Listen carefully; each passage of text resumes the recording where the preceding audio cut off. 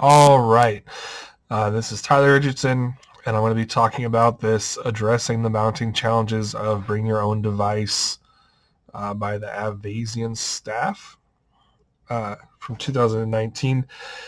So this document basically is outlining like the security aspects of bring your own device.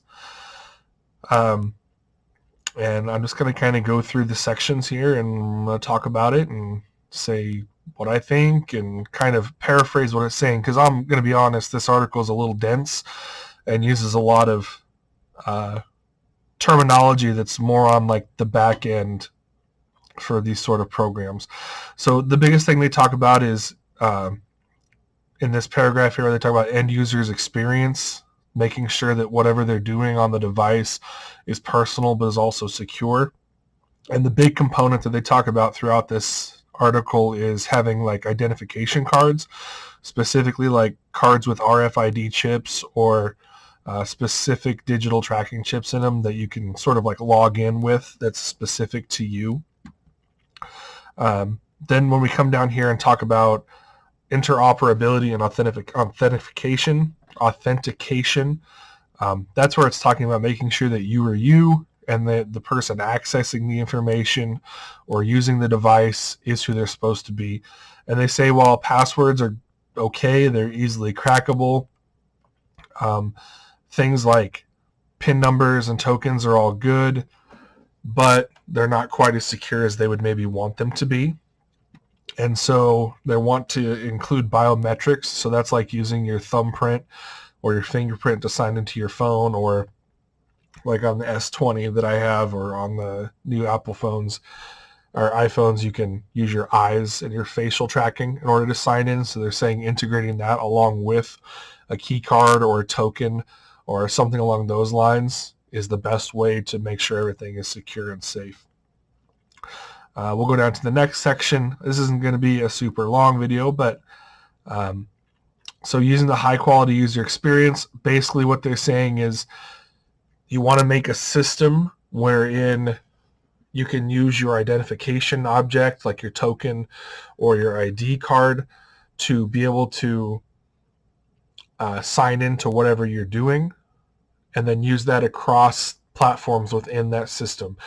So for example, like if it's a school system and I'm in the office and I need to sign in a computer there, I can just like tap my card on the computer and then it'll sign in for me. It'll sign me in and bring up like my information. And then if I sign out, the next person could click in and it'll bring up their information.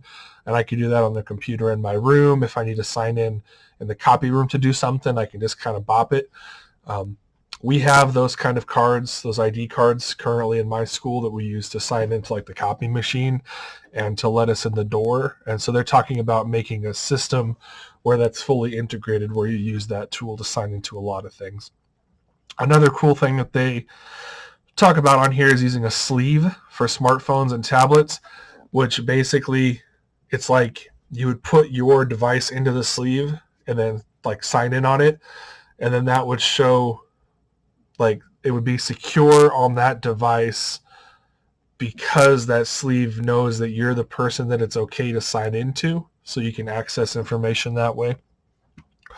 The example that they talked about, the real world example, is what is I think becoming pretty much commonplace right now, which is doctors and nurses using iPads to access patient information. You can take it around with you wherever you go. You can sign into it, and then it'll bring up that information that you have access to, so that you can assess a patient on the fly, make changes in their log, change medications or medications, even dismiss them from the hospital if you need to. But that's part of having a whole inborn system where you were able to sign in on whatever device to access the information that you need to access. And then the very last thing that they kind of talk about is that basically this is going to be inevitable, that this combination of biometrics, smart cards, etc. is going to become the norm. And I think they're kind of right. We're already sort of at that point as it is. I think for applications within the schools, I know there are some schools that have every student has their own card. Even when I was at high school, we all had our own ID card, but being able to incorporate like RFID chips or some other like digital tracking chips so that the students also, like if they grab whatever computer, don't have to have their own computer. They can just tap it and it'll sign into their information. And so I think that would be a good way for the bring your own device stuff. Also just to give like tracking and more accountability for students. But yeah, so that's what this article is about. Like I said, a lot of wordy stuff, but an interesting article basically talking about security and ways bringing your own devices can be used in a secure way within a system. Thank you for watching.